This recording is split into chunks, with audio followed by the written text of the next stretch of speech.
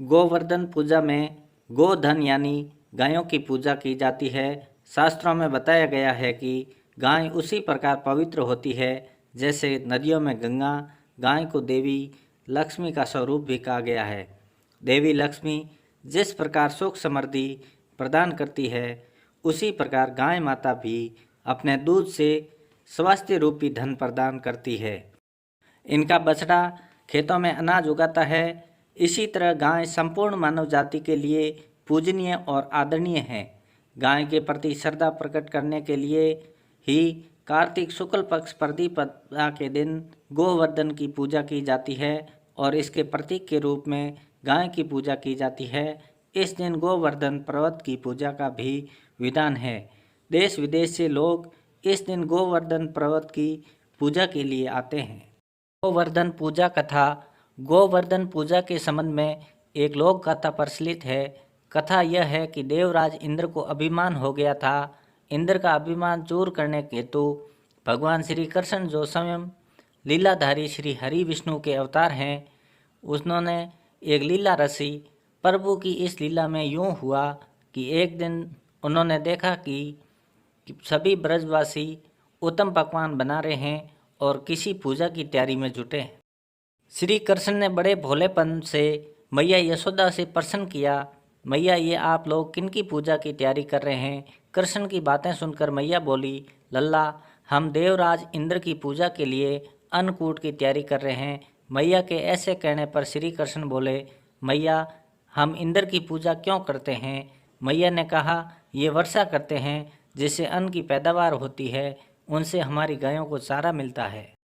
भगवान श्री कृष्ण बोले, हमें तो गोवर्धन पर्वत की पूजा करनी चाहिए क्योंकि हमारी गायें वहीं चरती है। इस दृष्टि से गोवर्धन पर्वत की ही पूजनीय है और इंद्र तो कभी दर्शन भी नहीं देते, वह पूजा न करने पर क्रोधित भी होते हैं।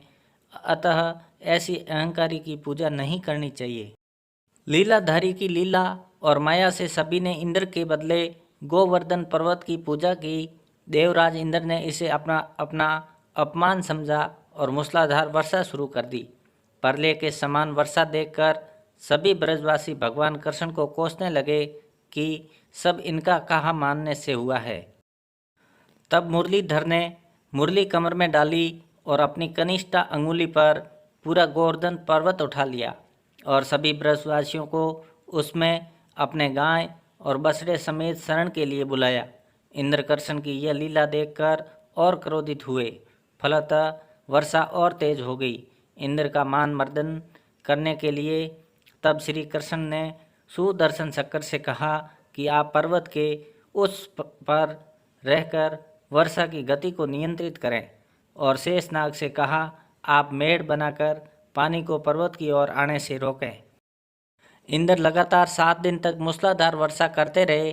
तब उन्हें एहसास हुआ कि उनका मुकाबला करने वाला कोई आम मनुष्य नहीं हो सकता।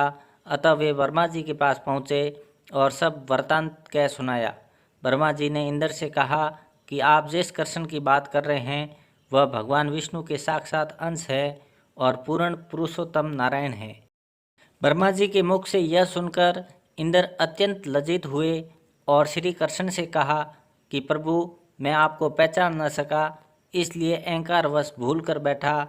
आप दयालु है और कृपालु भी, इसलिए मेरी भूल क्षमा करें। इसके पश्चात देवराज इंद्र ने मुरलीधर की पूजा कर उन्हें भोग लगाया। इस पौराणिक घटना के बाद से ही गोवर्धन पूजा की जाने लगी। ब्रजवासी इस दिन गोवर्धन पर्वत की पूजा करते हैं। गाय बैल को इस दिन स्नान कराकर उन्हें रंग लगाया जाता है व उनके गले में नई रस्सी डाली जाती है। गाय और बैलों को गुड़ और चावल मिलाकर खिलाया जाता है। तो दोस्तों, अगर ये कहानी पसंद आई है तो अपने दोस्तों को शेयर करें। अगर आप मेरे चैनल पर नए हैं तो नॉवल स्टोरीज़ को सब्सक्राइब करें और नोटिफिकेशन बेल भी दबाएं। अपना और अपने परिवार का ख्याल रखें।